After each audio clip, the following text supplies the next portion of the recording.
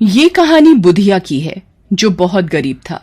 गांव के सेठ किशोरी लाल के यहाँ मजदूरी करके जो थोड़े बहुत पैसे उसे मिलते थे, उनसे घर का खर्च चला पाना उसके लिए बहुत मुश्किल था। बुधिया के परिवार में उसकी पत्नी काशी और 2 छोटे बच्चे थे। एक दिन जब बुधिया काम से थका हारा घर लौटा तो काशी ने उससे कहा, आ गया, बैठिए, मैं पानी लाती हूँ। काशी बुधिया को पानी लाकर देती है। बुधिया पानी पीकर कुछ सोचने लगता है। वो बहुत उदास दिख रहा था। ये देखकर काशी ने उससे कहा, क्या हुआ जी, मालिक ने पैसे देने से मना कर दिया क्या? हाँ काशी, तुम तो सब जानती ही हो, मालिक के पास पैसा तो बहुत है लेकिन दिल में दया नहीं है। मैंने कहा उनसे कि मुझे पैसों की जरूरत है, मेरे बीवी बच्चे भूखे हैं, लेकिन पता है मालिक ने क्या जवाब दिया? क्या कहा उन्होंने? बोले, तेरे बीवी बच्चों का मैंने ठेका नहीं ले रखा, भूखे मरते हैं तो मर जाएं, पैसे तो तभी मिलेंगे जब महीना पूरा हो जाएगा। एक तो वैसे ही इतने कम पैसे मिलते हैं, पूरा दिन मेहनत करने के बावजूद ऊपर से मालिक का ये बर्ताव अब झेला नहीं जाता। काशी, वो चौराहे पर जो मंदिर है ना, वहाँ आज भंडारा करवाया था किसी ने, तो मैं बच्चों को लेकर वहाँ चली गई थी। बच्चों ने अच्छे से खा लिया है। मैं आपके लिए भी खाना लेकर आई हूँ। नहीं काशी, मुझे पता है घर में राशन का एक दाना भी नहीं है, ये खाना बच्चों के लिए रख दो तुम।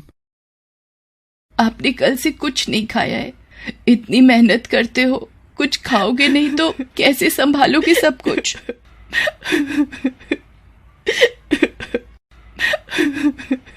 ये कहकर काशी रोने लगती है। बुधिया उसे संभालता है और फिर दोनों मिलकर खाना खाते हैं। बुधिया बहुत मेहनती था, लेकिन उसकी मेहनत के बदले उसका सेठ किशोरी लाल ना तो उसे वाजिब तनख्वाह देता था और ना ही बुधिया की गरीबी पर उसे तरस आता था।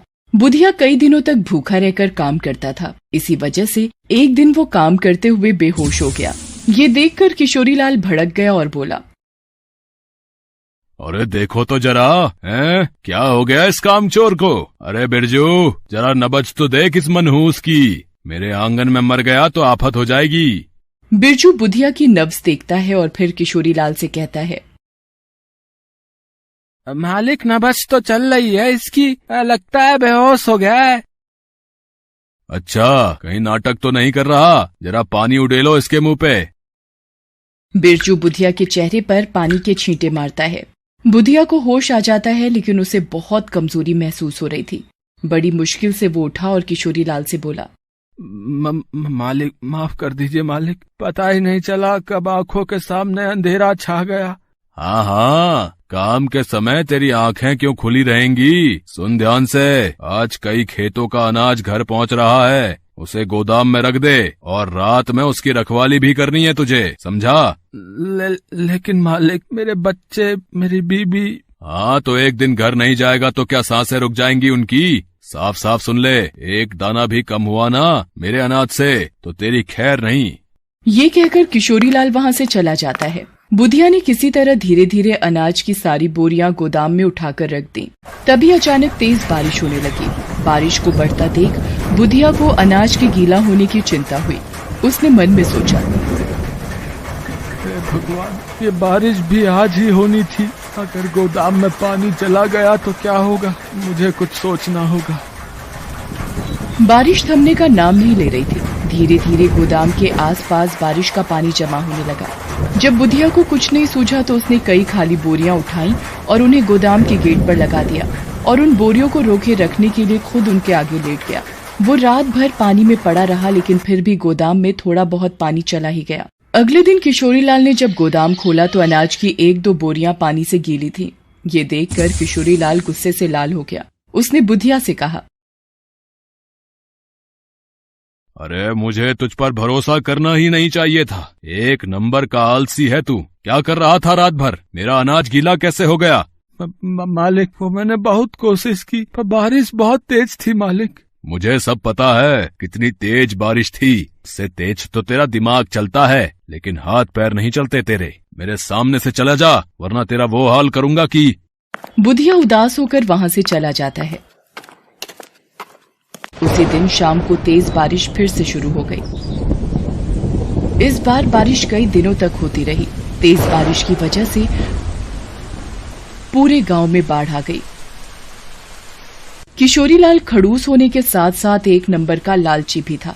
लगातार हो रही बारिश को देखकर उसे गोदाम में रखे अपने अनाज की चिंता होने लगी। उसके सारे नौकर बारिश की वजह से काम पर नहीं आ रहे थे, इसलिए वो खुद ही गोदाम पर पहुंच गया। वहां पहुंचकर उसने जो देखा उसने किशोरीलाल के होश उड़ा दिए। बारिश का पानी गोदाम के अंदर भर चुका था। ये देखकर किशोरीलाल रोते हुए बोला, अरे मेरे भगवान, ये क्या हो गया रे? अरे कोई तो मदद करो। अरे मैं लुट जाऊंगा, बर्बाद हो जाऊंगा मैं। किशोरीलाल अब कुछ नहीं कर सकता था, उल्टा वो खुद भी बाढ़ के पानी में फंस गया था। उधर बुधिया की झोपड़ी भी पानी में बह चुकी थी। वो अपनी बीवी बच्चों के साथ पानी में तैरता हुआ कोई सुरक्षित जगह ढूंढ रहा था कि तभी अचानक उसे रेस्क्यू टीम की एक नाव दिखाई दी। अरे मालिक बचा लो, हम यहाँ हैं, बचा लो मालिक। रेस्क्यू टीम बुधिया के परिवार को बचा लेती है और सुरक्षा कैंप की तरफ ले जाने लगती है। तभी बुधिया को दूर से किशोरीलाल का गोदाम नजर आता है। उसे किशोरीलाल की हल्की सी झलक भी दिखाई देती है। वो रेस्क्यू टीम के जवानों से कहता है, मालिक मुझे और मेरे परिवार को बचाने के लिए बहुत बहुत धन्यवाद। एक विनती और है आपसे, वो दूर जो गोदाम दिख रहा है ना, मुझे ऐसा लगा जैसे मैंने अपने मालिक को वहाँ देखा। उन्हें बचा लीजिए मालिक। रेस्क्यू टीम बुधिया की बात मानकर नाव को गोदाम के पास ले जाती है। किशोरीलाल पानी में डूबने ही वाला था कि तभी उसे बुधिया की आवाज सुनाई देती है, मालिक मालिक कहाँ हो आप मालिक? बुधिया बुधिया। बुधिया किशोरीलाल को देख लेता है और फिर रेस्क्यू टीम की मदद से उसे बचा लेता है। फिर सभी लोग सुरक्षा कैंप पहुंचते हैं। सभी लोग सही सलामत थे। किशोरीलाल बहुत ही शर्मिंदा था।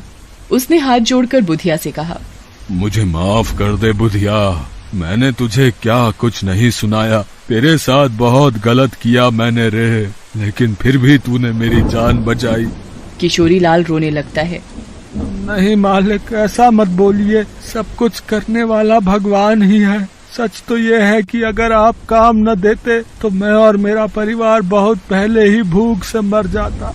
बुधिया की बात सुनकर किशोरीलाल और शर्मिंदा हो जाता है। उसके बाद जब हालात सुधरे तो किशोरीलाल ने बुधिया की बड़ी मदद की। उसे रहने के लिए कमरा दिया और काम के बदले अच्छे पैसे भी देने लगा। किशोरीलाल अब बदल गया था। उस बारिश ने भले ही बहुत कुछ तबाह किया था, लेकिन साथ ही किशोरीलाल को एक अच्छा इंसान भी बना दिया था।